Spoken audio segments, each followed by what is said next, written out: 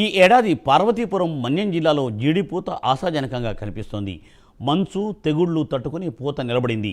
ముత్యాల్లా పూత కనిపిస్తూ ఉండడంతో జీడి రైతులు సంతోషపడుతున్నారు. అధిక దిగుబడి వచ్చే అవకాశం ఉండడంతో గిరిజన రైతులు ఆనందం వ్యక్తం చేస్తున్నారు. తమ ప్రాంతంలో జీడి ప్రాసెసింగ్ యూనిట్లు ఏర్పాటు చేయాలని ప్రభుత్వాన్ని వారు కోరుతున్నారు.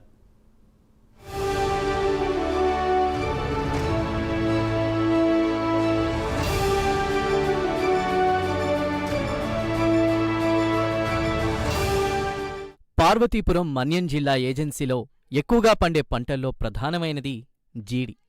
వేలాది ఎకరాల్లో గిరిజనులు పండించే జీడికి డిమాండ్ ఎక్కువ.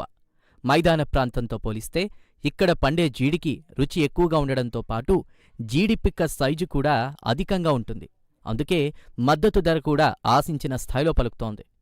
ఈ ఏడాది పార్వతీపురం మన్యం జిల్లాలో జీడి పూత ఆశాజనకంగా ఉంది. మంచు తెగుళ్లను తట్టుకుని పూత నిలబడింది. ఏ చెట్టు చూసినా పూత విరగబూసి కనిపిస్తోంది. దీంతో అధిక దిగుబడులొచ్చే అవకాశం ఉందని గిరిజన రైతులు ఆనందం వ్యక్తం చేస్తున్నారు. జిల్లాలో 60,000 హెక్టార్లలో జీడి తోటలున్నాయి. జీడి సాగులో గిరిజన రైతులు ఎలాంటి రసాయనిక ఎరువులు, క్రిమి సంహారక మందులు వినియోగించరు.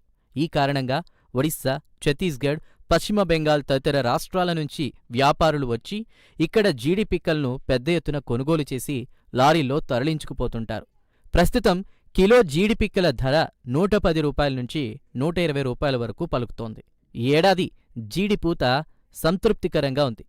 ఈ పూత నిలబడితే పెద్ద ఎత్తున దిగుబడి ఉంటుందని రైతులు భావిస్తున్నారు. అది గుమ్మలక్ష్మీపురం మండలం. మేము గిరిజనులము. మాకు ప్రత్యేకించి వ్యవసాయం చూసుకుంటే మాకు జీడి పంట ఎక్కువ ఆదాయం కల్పిస్తుందండి. దయచేసి ఈ గిట్టుబాటు ధరను ప్రత్యేకించి ధర కల్పించి అధికంగా మాకు ఈ దగ్గరలో ఉన్నటువంటి ఒక ప్రాసెసింగ్ యూనిట్ అనేసి ఇక్కడే మాకు కల్పిస్తే చాలా మంచిది. ఎందుకంటే గిట్టుబాటు ధర కల్పిస్తే కానీ మాకు ఎక్కడికి తీసుకెళ్ళిన అవసరం లేదు. ఎవరో వచ్చి ఏదో కొనేసి కన్నా మాకు అందుబాటులో ఉన్నటువంటి ప్రాసెసింగ్ యూనిట్లు ఒక పద్ధతి మీదుగా మాకు పెడితే మేము చాలా సంతోషంగా ఉంటుంది.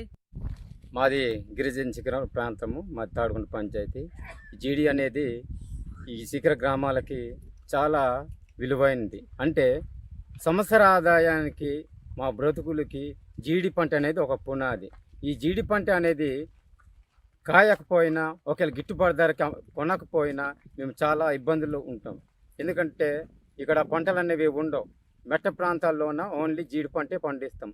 మా గిరిశిఖర ప్రాంతాల్లోని ప్రజలు జీడికే మెయిన్గా ఆధారపడి బ్రతుకుతున్నారు. 1986 నుంచే ఇక్కడి గిరిజన రైతులు జీడి తోటలు పెంచేలా ఐటీడీఏ కృషి చేస్తోంది. 1994లో అప్పటి ఐటీడీఏ ప్రాజెక్టు అధికారి ఆర్పి సిసోడియా ఐటీడీఏ పరిధిలో 20,000 ఎకరాల్లో రైతులతో జీడి మొక్కలు వేయించారు. ఈ పథకం విజయవంతం కావడంతో గిరిజన రైతుల ఆదాయం పెరిగింది. తోటి గిరిజన రైతులను చూసి మిగతా రైతులు కూడా తమ పోడు వ్యవసాయంలో మెట్ట భూముల్లో జీడి సాగుకు ఆసక్తి కనబరిచారు. ఆ తర్వాత వచ్చిన ఐటీడీఏ పీఓలు కూడా జీడి తోటల పెంపకానికి నిధులు మంజూరు చేయడంతో ఇక్కడి జీడి పంటకు మార్కెట్లో మంచి డిమాండ్ ఉంది. ఫలితంగా గిరిజన రైతులకు మేలు జరుగుతోంది. చిన్న చిన్న మెలకువలు చెప్తూ సలహాలు, సూచనలు ఇస్తే రైతులు మరింత రాణిస్తారని అధికారులు చెప్తున్నారు. జీడి పంటలో పూత దశలో వచ్చే సస్యరక్షణ చర్యల గురించి మేము తోటబడి కార్యక్రమాలు నవంబర్ నెల నుంచి మన రైతు సేవా కేంద్రాల్లో ఉండే మన విలేజ్ అగ్రికల్చర్ అసిస్టెంట్స్ మరియు విలేజ్ హార్టికల్చర్ అసిస్టెంట్స్ వారి ద్వారా ఎప్పటికప్పుడు సూచనలు, సమాచారాలు ఇస్తూ ఉంటాము.